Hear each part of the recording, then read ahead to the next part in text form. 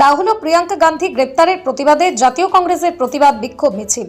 উত্তর চব্বিশ পরগনার বসিরহাট মহকুমার বসিরহাট টাকি রোডের ত্রিমোহনীতে বসিরহাট কংগ্রেসের সাংগঠনিক জেলার সহসভাপতি আবু ইসাক গাজীর নেতৃত্বে কর্মী সমর্থকরা আজ ফেস্টুন ব্যানার নিয়ে মিছিল করেন। তারপরে নিঃশর্ত মুক্তির জামিনের দাবিতে কয়েকশো নেতাকর্মী সমর্থকরা পথ অবরোধ করেন এবং অবস্থান বিক্ষোভ প্রতিবাদ করেন। এদিন প্রায় 1 কিলোমিটার ফেস্টুন ব্যানার নিয়ে মিছিল করেন এবং প্রতিবাদ করেন যেভাবে দেশের প্রধানমন্ত্রী স্বরাষ্ট্রমন্ত্রী সংবিধানকে মান্যতা না দিয়ে দেশের একনায়কত্ব চালাচ্ছেন, গণতান্ত্রিকভাবে আন্দোলনকে প্রতিহত করছেন, দেশের স্বৈরাচারী শাসন কায়েম করা হচ্ছে, এর জন্য রাস্তায় ছাত্র, যুব, কৃষক, ভারতবর্ষের সাধারণ নাগরিক আজ প্রতিবাদ করছেন। আর সেই আন্দোলন দেখেই ভয় পেয়েছে কেন্দ্র সরকার, যার জন্য তারা তাদের উপরে নির্বিচারে লাঠিচার্জ থেকে শুরু করে কাঁদানে গ্যাসের শেল যেভাবে নির্মমভাবে অত্যাচার করছে, তা ভারতবর্ষের ধর্মনিরপেক্ষ দেশে এই শাসন ব্যবস্থা চলে না। তাই প্রতিবাদ করতে গিয়ে আজকে আমাদের কংগ্রেস নেতা রাহুল গান্ধী ও প্রিয়াঙ্কা গান্ধীকে বিনা কারণে গ্রেপ্তার করেছে। আগামী দিনে আমাদের এই আন্দোলন বৃহত্তর হবে বলেই ডাক দিয়েছেন।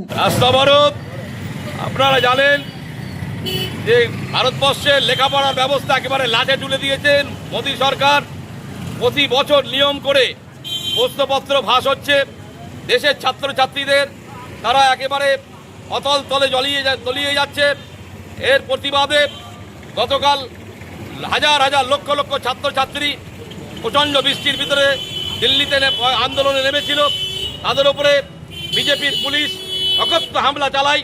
তারই প্রতিবাদে আজকে শিক্ষামন্ত্রী পদত্যাগের দাবিতে জননেতা রাহুল গান্ধী এবং প্রিয়াঙ্কা গান্ধীর নেতৃত্বে দিল্লিতে যখন শান্তিপূর্ণ আন্দোলন হচ্ছিল, সেই সময় রাহুল গান্ধীর ওপরে দিল্লি পুলিশ হামলা চালিয়ে তাকে চ্যাংতলা করে তুলে নিয়ে পুলিশের গাড়ি করে রাহুল গান্ধী, প্রিয়াঙ্কা গান্ধীকে অ্যারেস্ট করা হয়েছে।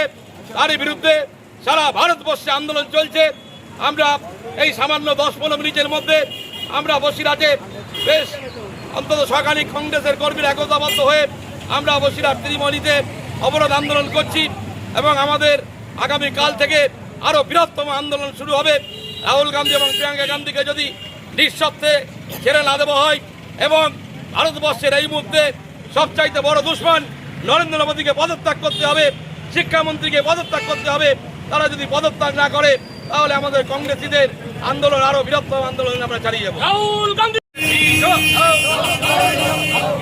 রাহুল গান্ধী প্রিয়াঙ্কা গান্ধীকে গ্রেপ্তার করা হলো কার সাথে? বিজেপি। প্রিয়াঙ্কা গান্ধীকে অ্যারেস্ট করা হলো কার সাথে? বিজেপি।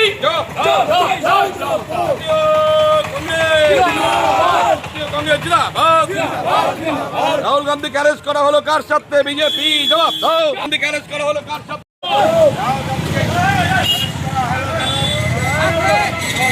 অ্যারেস্ট করা হলো কেন? নরেন্দ্র মোদী। জবাব দাও।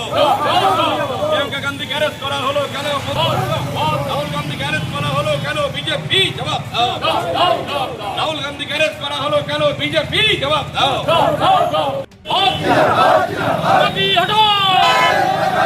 কালো হাত ভেঙে দাও, গুড়িয়ে দাও। মোদীর কালো হাত ভেঙে দাও, গুড়িয়ে দাও। প্রিয়াঙ্কা গান্ধী দিনা হাত, রাহুল গান্ধী দিনা হাত। জবাব দাও।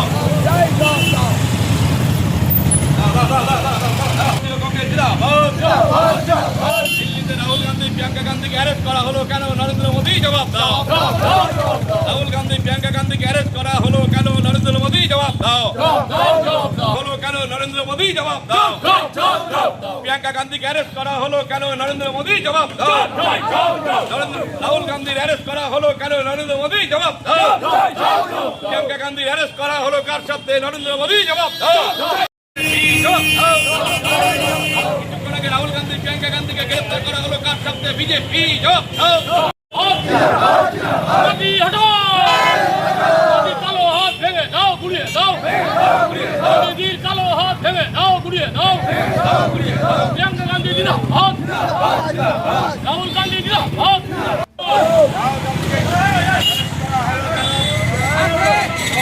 অ্যারেস্ট করা হলো কেন? নরেন্দ্র মোদী। জবাব দাও। প্রিয়াঙ্কা গান্ধীকে অ্যারেস্ট করা হলো কেন? রাহুল গান্ধীকে অ্যারেস্ট করা হলো কেন? বিজেপি। জবাব দাও। রাহুল গান্ধীকে অ্যারেস্ট করা হলো কেন? বিজেপি। জবাব দাও। সাথে? বিজেপি। জবাব দাও। প্রিয়াঙ্কা গান্ধীকে অ্যারেস্ট করা হলো কার সাথে? বিজেপি। জবাব দাও। কংগ্রেস জিন্দাবাদ। গান্ধীকে অ্যারেস্ট করা হলো কার স্বার্থে? বিজেপি জবাব দাও। গান্ধীকে অ্যারেস্ট করা হলো কার স্বার্থে? জবাব দাও। কিছুক্ষণ আগে রাহুল গান্ধী, প্রিয়াঙ্কা গান্ধীকে গ্রেফতার করা হলো কার স্বার্থে? বিজেপি জবাব দাও।